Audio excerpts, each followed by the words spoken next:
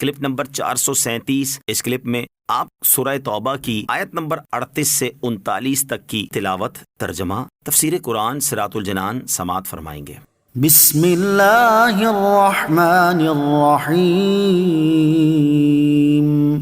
ترجمہ، اللہ کے نام سے شروع جو نہایت مہربان رحمت والا ہے۔ یا ایہا الذین آمنوا ما لکم اذا قیل لکم انفروا فی سبیل اللہ اثاقلتم الی الارض ارضیتم بالحیاة الدنیا من الآخرہ فما متاع الحیاة الدنیا فی الآخرة الا قلیل۔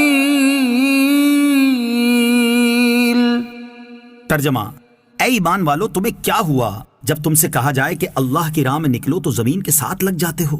کیا تم آخرت کے بجائے دنیا کی زندگی پر راضی ہو گئے؟ تو آخرت کے مقابلے میں دنیا کی زندگی کا ساز و سامان بہت ہی تھوڑا ہے۔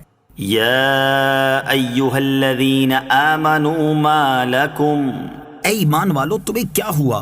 شان نزول، یہ آیت غزوہ تبوک کی ترغیب میں نازل ہوئی۔ غزوہ تبوک کا واقعہ، تبوک ملک شام کے اطراف میں مدینہ طیبہ سے کافی فاصلے پر ایک مقام ہے۔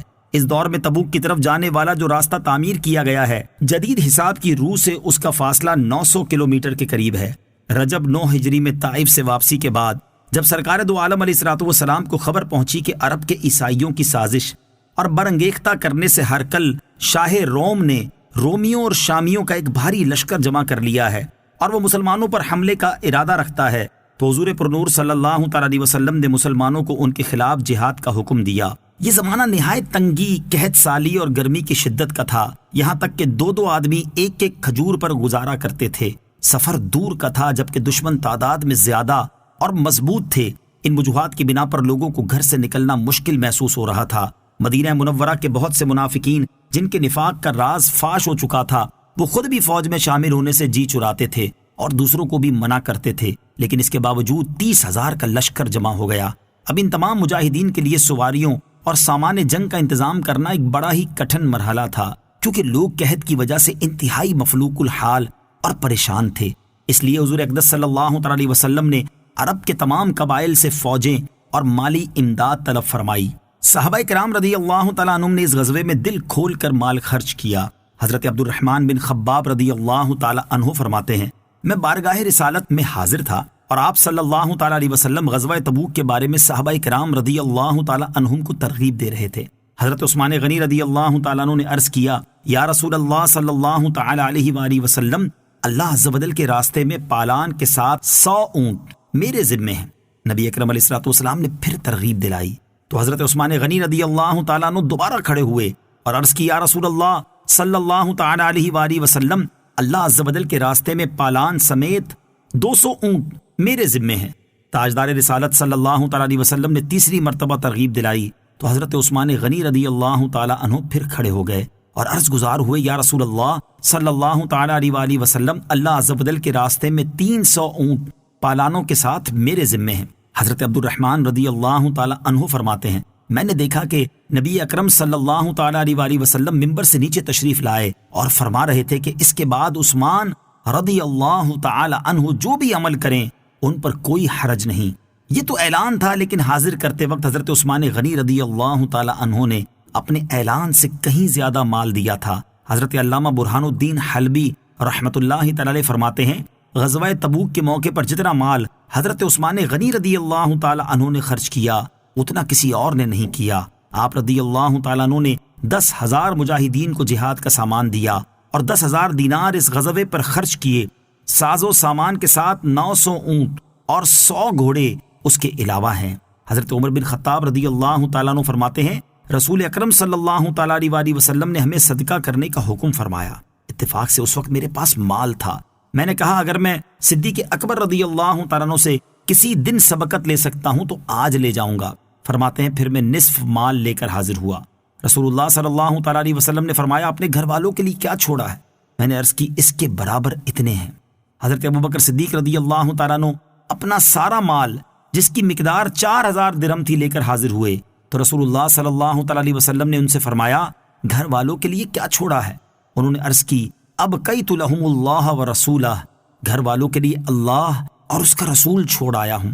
حضرت عمر رضی اللہ تعالی عنہ فرماتے ہیں میں نے دل میں کہا میں ان سے کسی بات میں آگے نہیں بڑھ سکوں گا۔ ان کے علاوہ حضرت عبد الرحمن بن عوف، حضرت عباس اور حضرت طلحہ رضی اللہ تعالی عنہم نے بھی کثیر مال خرچ کیا۔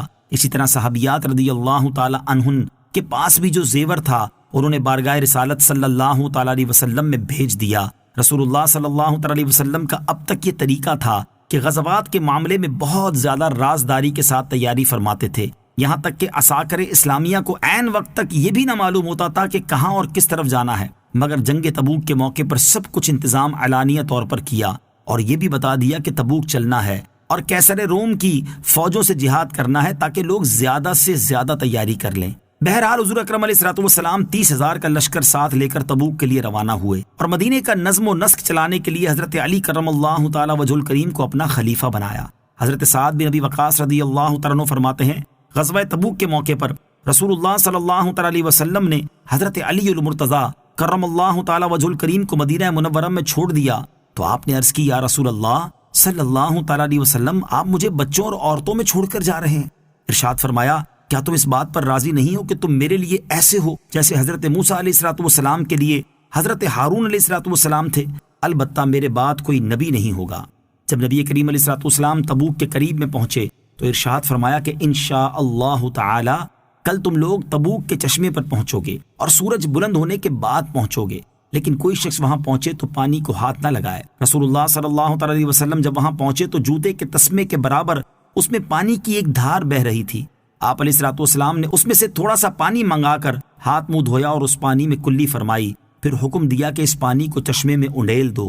لوگوں نے جب اس پانی کو چشمے میں ڈالا تو چشمے سے زوردار پانی کی موٹی دھار بہنے لگی اور 30,000 کا لشکر اور تمام جانور اس چشمے کے پانی سے سیراب ہو گئے۔ سرکار دو جہاں صلی اللہ تعالی علیہ وسلم نے کافی عرصے یہاں قیام فرمایا۔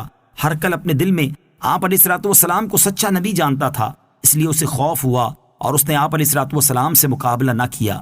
نبی کریم علیہ الصلوۃ والسلام نے اطراف میں لشکر بھیجے، چنانچہ حضرت خالد بن ولید رضی اللہ تعالیٰ عنہ کو 400 سے زائد سواروں کے ساتھ دومت الجندل کے حاکم عقیدر سے مقابلے کے لیے بھیجا اور فرمایا کہ تم اس کو نیل گائے کے شکار میں پکڑ لو۔ چنانچہ ایسا ہی ہوا، جب وہ نیل گائے کے شکار کے لیے اپنے قلعے سے اترا تو حضرت خالد بن ولید رضی اللہ تعالیٰ عنہ نے اسے گرفتار کر لیا اور اسے رسول اللہ صلی اللہ تعالیٰ علیہ وسلم کی خدمت اقدس میں لے آئے۔ حضور اکرم صلی اللہ تعالی علیہ وسلم نے جزیہ مقرر فرما کر اس کو چھوڑ دیا۔ اسی طرح حاکم اعلیٰ پر اسلام پیش کیا اور جزیے پر صلح فرمائی۔ واپسی کے وقت جب سرکار دو عالم علیہ الصلوۃ والسلام مدینے کے قریب تشریف لائے تو جو لوگ جہاد میں ساتھ ہونے سے رہ گئے تھے وہ حاضر ہوئے۔ پیارے آقا علیہ الصلوۃ والسلام نے صحابہ کرام سے فرمایا کہ ان میں سے کسی سے کلام نہ کریں اور اپنے پاس نہ بٹھائیں جب تک ہم اجازت نہ دیں۔ تو مسلمانوں نے ان سے اعراض کیا، یہاں تک کہ باپ اور بھائی کی طرف بھی التفات نہ کیا۔ اسی باب میں یہ آیتیں نازل ہوئیں۔ إِلَّا تَنْفِرُوا يُعَذِّبْكُمْ عَذَابًا أَلِيمًا وَيَسْتَبْدِلْ قَوْمًا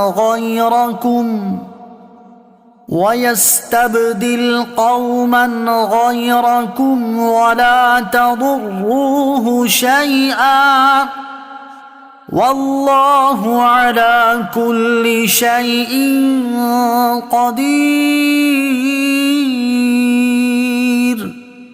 ترجمہ: اگر تم کوچ نہیں کرو گے تو وہ تمہیں دردناک سزا دے گا اور تمہاری جگہ دوسرے لوگوں کو لے آئے گا اور تم اس کا کچھ نہیں بگاڑ سکو گے اور اللہ ہر شے پر قادر ہے۔